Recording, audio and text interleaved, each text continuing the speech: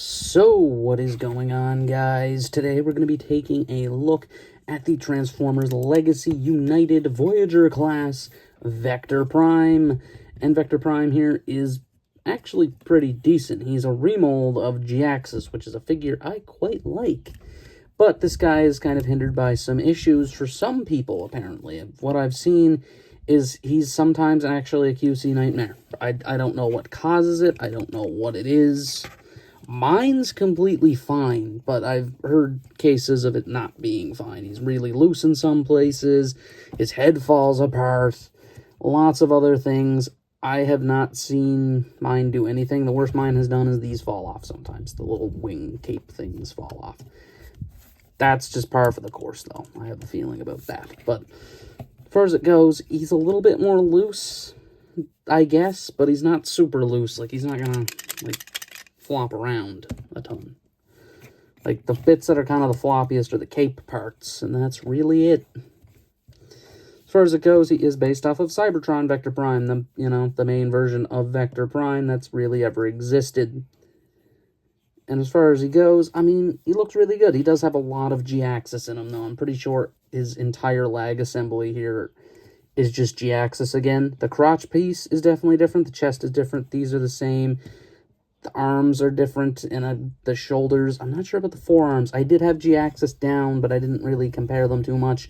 The wing section's different, but only from the burgundy bits down. Head different, chest different, you get it. He's quite different. He does look like he's from Jhiaxus, but he also looks like he's not at the same time. I mean, as far as it goes, they captured him quite well. He's kind of in this weird color, though. It's like, it's not white like the original. It's like a really light gray. And I do like the really light gray. It looks quite nice. And it's very much showing up on camera that he's gray. But at some angles, he sometimes does look white. I like this light gray, though. It looks really good. The gold is nice. The nice kind of teal accents where they're at is good. I'm just going to move this out of the way here, the little planet key, which I'll talk about in a minute. And you can see the detail on the chest, which is usually what you see with Vector Prime. The original one had the planet key slot, like, right here, but the original one also didn't have a waist joint, so I guess it's understandable why they got rid of it. I mean, it makes sense, in a way. I did have the original complete, and then my dog ate the sword. I still have OG Vector Prime somewhere. He's somewhere around here. Somewhere. I also had the black and blue iteration of it as well. But, I mean, he does look good. There's a bit of paint difference going on, though. Like, this here is definitely a different color from this, which this is painted. I don't know why it's painted, but it's painted. The hips are painted.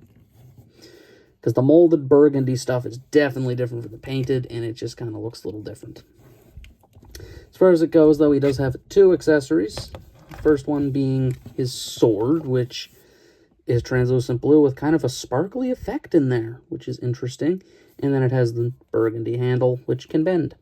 I don't know why it can bend, but it can bend. It's there. And his other accessory is his planet key, which is cast in the same kind of metallic-y translucent plastic. It has some sparkle in it, which is pretty good. It does have a peg hole on the back, so you can peg it onto the sword, like so. And it pegs onto the chest, as you've seen right there. There's 2 little slots and 2 little tabs. But one thing I do want to say again, similar to the Cybertron Starscream that I pointed out, I do have the key here. Like I said, I did own the original Vector Prime. So, I do have the key. And everything is captured. It's a little hard to see, probably. But there is all of the symbols for Beast, Earth, Velocitron, and Giant Planet Key. Though the little tiny bubble, which is an Autobot badge on this one, as you can see, is not captured, unfortunately. But all the other details are there, including the details and, like, these little side chunks. They're there. They're just very tiny. It's really cool, because I did the same thing with the Cybertron Starscream, and the planet key is dead-on accurate.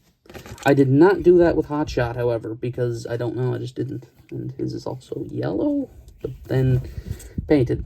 Also, sorry if you hear, like, a wind noise. I have the window open, because it's kind of warm, but it's also windy, so it's a bit of a shame. But besides that, that is his accessories. You can also take his sword if you don't like it and store it on the back. Ta-da!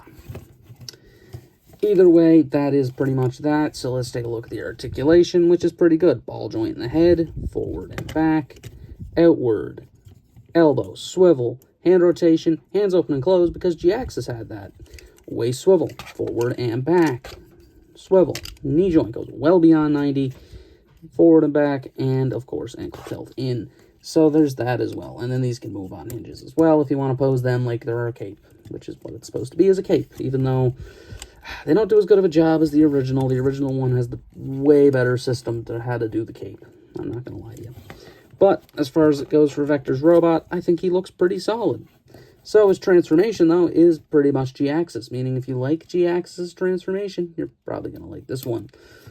Open up the hand covers here. You're just going to come in there. Make sure the hands are closed fully. Do that. Fold down the shoulders. Take his chest piece, rotate it, come to the back, and do the same thing. But I would recommend this at first. Unpeg that. It just slots into that hole. You then take this, and the reason I say that is because when you fold the head in, it kind of like covers a bit of it, so it doesn't like peg in anymore. It's really weird. Take that and do that, and then take his arms, kind of fold them down and pull them down a little bit, like so. Rotate the back like that. And the legs are, like I said, completely unchanged. And I didn't really point out one of the weird parts of this figure, which is he still has the hinges from the little bat wings that G-axis has on his legs. Yeah, I don't know. They just left them. They couldn't put something there, you know? Like, why couldn't they just, like, put something? I know it wouldn't have been, like, accurate, but this isn't Vector Prime's alt mode. When we get there, you'll see what I mean. It's kind of Vector Prime's alt mode, but it's not exactly what it should be.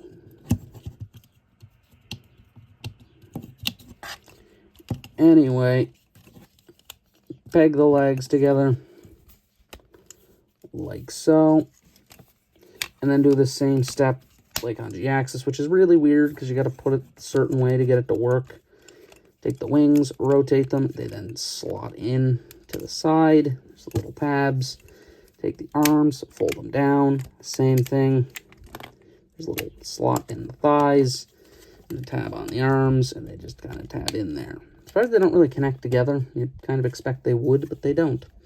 And here we have Vector Prime's alternate form, which is kind of Vector Prime. I mean, it looks like it, I guess. It has the right wings, it has the right front, but the middle section's kind of out of whack.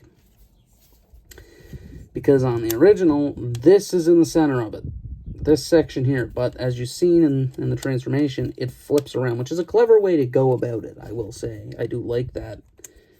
Very clever way to do that transformation step, but the middle just doesn't feel like Vector Prime. It's still G-axis. That's what that is. It's just straight up G-axis. And I'm pretty sure they re-sculpted this part. I'm not sure, again, but it's just kind of Vector Prime. It's very well painted, as you can see. They have all this nice gold and the burgundy and the nice metallic blue, which barely appeared on the figure, but it's kind of there. And it's still in the shape of the sword, which is nice, but there is a couple things, like there's no fins coming out of the side, like on the original. Like, it's going to be a bit different from the original, but I'd say it's still better than G-axis's alt form. That's not really a hard feat, because G-axis turns into a thing, a winged plane thing, I guess.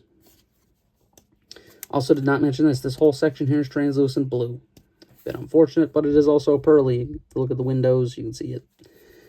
But that's really it for this. It's not really much to say. It has some nice thruster detailing, I guess. It's a pretty alright alt form. I mean, it's similar, not exact, but it works for Vector Prime. Either way, let's just get to my final thoughts on Vector here. And as far as it goes with him, yeah, he's pretty solid. I don't really have any issues. It's G-axis. I love the G-axis mold. You've basically given me G-axis, but without the weird greening.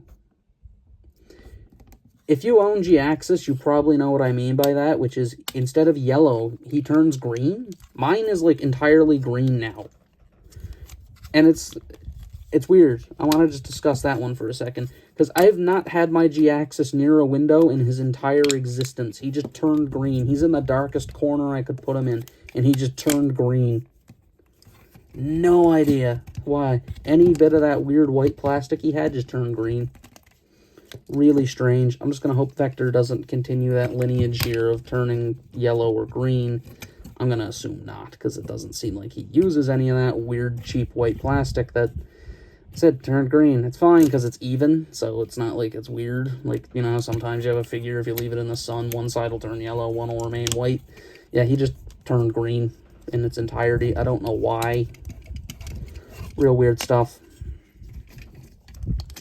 But Vector here is, again, he's Jhiaxus, but he's a character I think a lot more people know and or care about. Plus, he has Vector Prime in the name. I feel like Prime's gonna sell. He's also pretty cool looking, if I'm being honest. I love the whole kind of old look to him. That's his whole thing. He had, like, cogs everywhere. Like, that's all the gold detailing is. I love that.